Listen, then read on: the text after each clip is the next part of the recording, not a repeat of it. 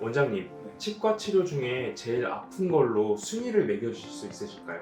요즘에는 챗GPT가 다 알잖아요. 그러니까 그쪽에다 한번 물어볼게요. 치과 치료 중에 가장 아픈 치료가 뭐야? 라고 제가 썼고요. 그럼 답을 한번 보죠. 거의 맞게 잘하는 것 같아요. 보면은 여기 1등으로 써있네요. 신경치료. 보통 이제 신경치료를 근관치료라고도 하거든요. 그러니까 오늘은 신경치료에 대해서 얘기를 한번 해볼까 합니다.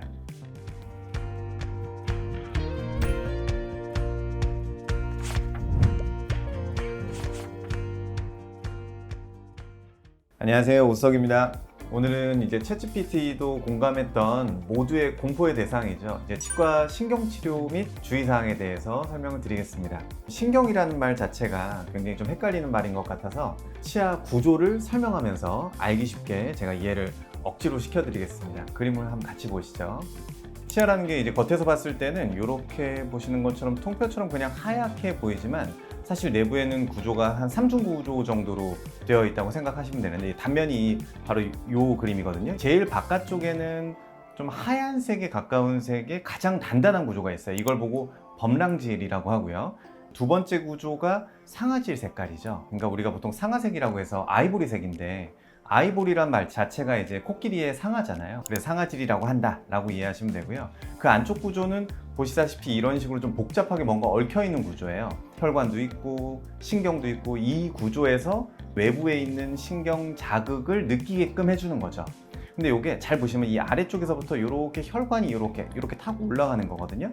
치아 안쪽에서 신경 자극을 느낄 수 있게끔 해주는 이 치수의 구조가 실제로는 영양 공급을 하는 구조이기도 한 거예요. 보통 신경치료라고 하는 건 이 신경복합체를 보통 우리가 치수라고 하는데 이 치수의 구조를 제거하는 것을 보고 보통 신경치료라고 합니다. 그래서 엄밀히 말하면 치수 제거술이라고 풀어서 말할 수 있을 것 같아요. 원장님, 그러면 신경치료를 해야 하는 경우가 어떤 경우가 있을까요? 이제 교과서적인 것 말고 쉽게 구분해서 제가 그림 보면서 설명을 좀 드릴게요. 기본적으로 치아가 이렇게 생겨 있는데 충치가 생긴 경우가 있죠. 충치는 밖에서부터 보통은 생깁니다. 그럼 충치가 여기에서 생기면 아래쪽으로 이렇게 파고 들어가는 형태로 충치가 생겨서 아까 말씀드린 것처럼 이 내부에 있는 치수까지 영향을 준 경우에는 신경치료를 해야 되는 경우예요. 이게 첫 번째고, 두 번째는 치아가 깨진 거죠. 이런 식으로 치아가 깨졌는데 치수의 끝단, 치수 부위가 노출이 될 정도로 깨졌으면은 이거는 또 신경치료 해야 되는 거고요. 또 세 번째로는 이런저런 이유로 이 안쪽에 있는 치수에서 염증이 생겨서 통증이 심하거나 염증이 심하면 어쩔 수 없이 신경치료를 해야 되는 겁니다. 원장님, 그러면 네. 신경치료를 해야 하는지 여부를 직접 진단해 볼 수는 없나요? 그러니까 소위 말하는 셀프 진단법을 말씀을 하시는 것 같아요. 할 수 있죠. 이런 경우에는 신경치료를 해야 되는 겁니다. 첫 번째, 자다가 깰 정도로 아프다. 그러니까 이게 잠들지 못하는 욱신욱신한 것도 일부 있지만 보통은 자다가 깰 정도인 게 중요한 사인이에요. 그리고 두 번째, 밤에 자려고 누웠더니 더 아프다. 앉아서 이렇게 졸 때가 아니고요. 머리가 심장과 비슷한 위치로 누웠을 때 아픈 게 포인트예요. 그리고 세 번째, 단 것을 먹을 때 아프다. 가장 대표적으로는 초콜릿이나 아주 단 젤리를 먹을 때 통증이 정말 확 오는 경우가 해당이 되고, 네 번째, 뜨거운 것을 먹을 때 아픈 경우도 신경치료 가능성이 높아요. 그러니까 찬 것에는 좀 괜찮은데 뜨거운 것에는 많이 아픈 경우, 또 특히 이렇게 아플 때 얼음이나 찬물을 머금고 있으면 좀 괜찮아진다 라고 하면 거의 100% 신경치료 해야 되는 경우라고 보시면 됩니다. 다섯 번째, 그냥 치아가 너무 아프다, 엄청 아프다. 이제 보통 이걸 자발통이라고 하거든요. 그냥 가만히 있어도 아픈 거예요. 이런 경우에는 신경치료를 할지도 모른다라는 마음의 준비를 하고 치과를 가보시는 게 좋습니다. 원장님, 그러면 신경치료를 하면 적절한 타이밍은 또 어떻게 되나요? 제가 치과 하는지 어떻게 알고 유튜브 영상 알고리즘으로 몇 개 뜨더라고요. 근데 제가 안 그래도 침착맨 좋아하는데 침착맨이 신경치료를 받았더라고요. 이거 한번 보시죠. 굉장히 공감을 제가 했어요. 보시면 이가 아프다고 느꼈을 때는 물론 늦지만 아프다고 했을 때는 바로 안 가고 자연 치유되지 않을까라는 희망을 갖고 있으면 더 늦는다고. 바로 가는 게 그나마 덜 늦다. 진짜 맞는 말이에요. 그러니까 적절한 시기에 가야죠. 사실 예방하는 게 제일 좋은데 느낌이 왔을 때는 가야 되는 겁니다. 그 느낌은 뭐 제가 뭐 말을 해서 되는 게 아니고 그냥 뭐 치아적으로 좀 문제가 있는 것 같다, 아프다, 그럼 빨리 가야 돼요. 아픈 타이밍이 신경치료하기에 적절한 타이밍이니까 아프면 빨리 가셔야 됩니다. 심창민은 어떻게 보면 이치를 깨달을 것 같네요. 아마 경험이 좀 있어서 알게 되신 것 같아요. 원장님, 그러면 신경 치료를 하면 치아가 죽는 거라고 하고 안 하는 게 좋다고 하는데 네. 그게 혹시 맞나요? 일부 맞아요. 그러니까 신경치료뿐만 아니고 모든 치과 치료는 최소한으로 하는 게 제일 좋아요. 할 수 있으면 정말 작게 막는 게 좋죠. 근데 이제 신경치료를 해야 하나 안 해야 하나는 갈림길에 있으면 되도록이면 안 하는 방향으로 제가 추천을 드리는데, 정말 확실히 신경에 영향을 준 경우에는 어쩔 수 없이 해야 돼요. 근데 이제 표현이 치아를 죽이는 거다, 신경을 죽이는 거다, 이 표현은 저는 별로 적절하진 않다고 봐요. 왜냐하면은 치아를 씹을 때 감각, 소위 말해서 이제 식감을 느끼는 거는 치아 주변에 있는 잇몸에서 다 느끼는 거거든요. 그래서 온도 감각이나 혹은 치아 안에서의 통증 감각이나 이런 것들이 없어지는 거지, 신경을 죽인다는 거는 좀 과격한 표현입니다. 원장님, 전반적인 신경 치료 과정을 알 수 있을까요? 이제 어려운 건 아니고요. 동영상으로 설명을 드리겠습니다. 이제 동영상 보고 너무 겁먹으시면 안 되는데, 잘 보시면 치아의 안쪽에 접근을 해야 되잖아요. 그러니까 이런 식으로 치아 바깥쪽에 있는 구조를 제거하는 첫 번째 과정이 있고요. 치아 안쪽에 있는 신경을 이런 기구, 보통 우리가 파일이라고 하거든요. 파일을 이용해서 제거를 하고, 신경을 제거했으니까 그쪽에다가 뭔가 구조물을 넣어야 되거든요. 이걸 보통 GP콘, 가타파차콘이라고 하는데 이거를 적용을 하고요. 그 위에는 나름대로는 치아를 보호해야 되기 때문에 윗부위에 코어라든지 이런 것들을 하는 게 마지막 과정. 이 이후에 이제 필요하다면 크라운 치료나 이런 것들을 해서 치아를 좀 보호를 해주는 그런 과정까지 들어가는 거예요.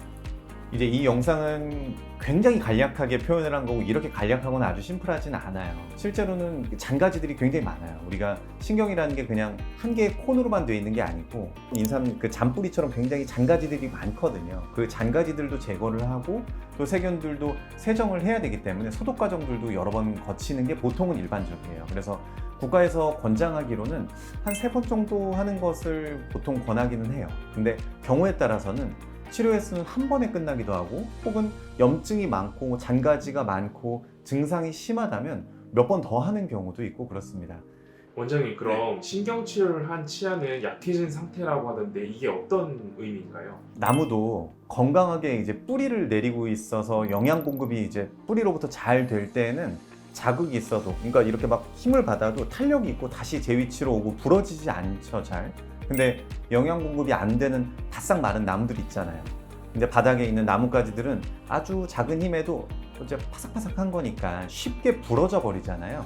마찬가지로 치아도 치수를 제거하니까 영양 공급이 안 되니까 굉장히 약해진 거죠.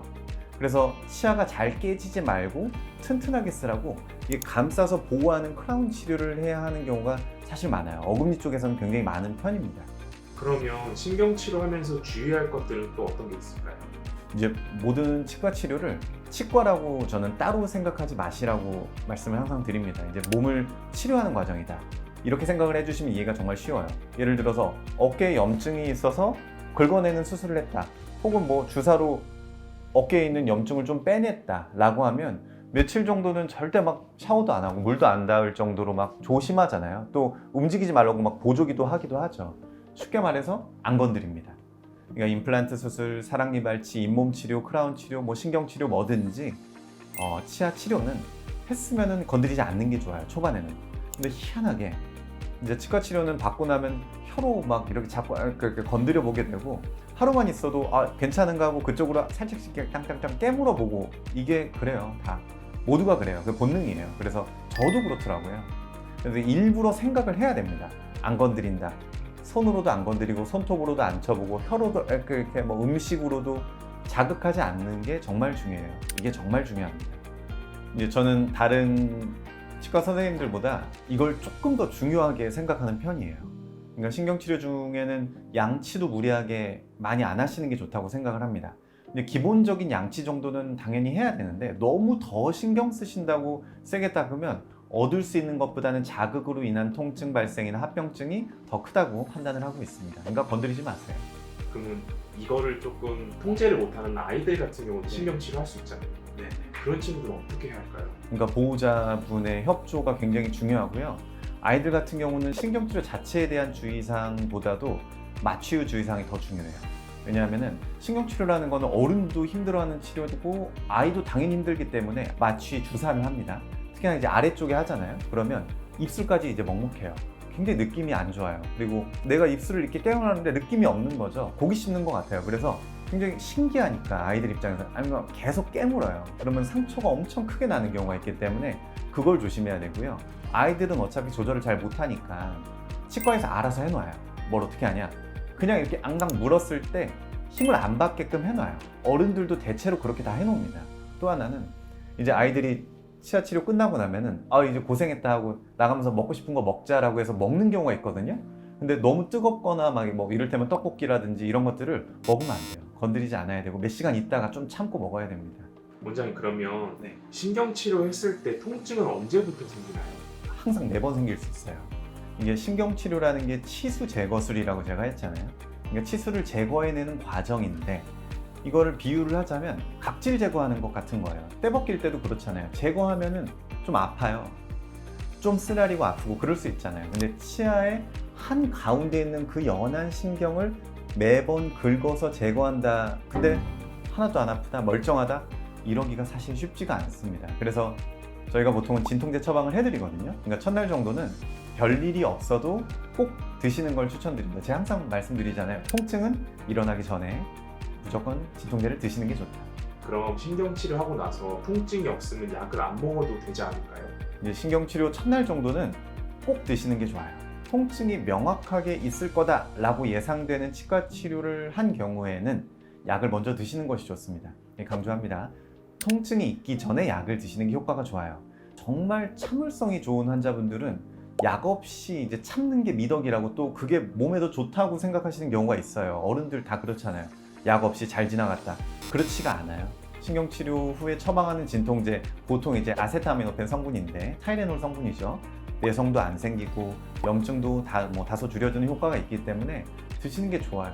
괜히 이제 통증 참다가 늙어요. 주름살 하나 더 생기는 거라서 되도록이면 약 드시는 게 좋고요. 신경치료 받은 날 저녁에는 신경치료 후 처방받은 약을 꼭 복용하고 드시는 게 좋고요. 안 아파도 드시는 건데 혹시라도 치과에서 처방을 안 받았다고 해도 타이레놀 그냥 하나를 드시는 거를 추천드립니다. 끝으로 신경치료 받을 때 또 다른 주의사항이 있을까요? 모든 일이 그렇지만 꼭 마무리를 해야 됩니다. 그러니까 신경치료를 하는 치아는 가장 연한 부위를 내놓고 있는 상태예요. 치아는 반쯤은 깎여 있고 내부에 있는 신경을 제거한 거죠. 그래서 마무리를 안 하면은 잘 부러지고요. 그걸 꽉 밀폐를 안 해놨기 때문에 내부로 이렇게 쭉 파고 들어가는 2차 충치를 발생시키기가 굉장히 좋은 구조예요. 그래서 신경치료를 해서 이제 크라운만 하면 되겠다라고 했었던 치아인데 불과 한 반년 만에 딱 오셨는데 이제는 못 살리는 경우가 드물게 있거든요. 그래서 가장 이런 경우가 안타까워요. 왜냐하면 노력을 다 했잖아요. 환자분이 너무 몇 번이나 시간을 내서 와서 마취하고 치료받았는데 이런 경우 제일 아깝죠. 그래서 마음 먹었을 때 꼭 시간을 꾸준히 내서 신경치료 마무리도 하고 필요한 경우에는 크라운까지 하시는 게 좋습니다. 자, 오늘은 여기까지 이제 치과 치료 중에서 가장 무서워하시는 신경치료에 대해서 얘기를 해봤고요. 요점은 아시죠? 이제 아프면은 치과 가야 됩니다. 또 궁금한 사항 있으시면 댓글로 달아주시면 제가 답을 드리도록 하겠습니다. 감사합니다.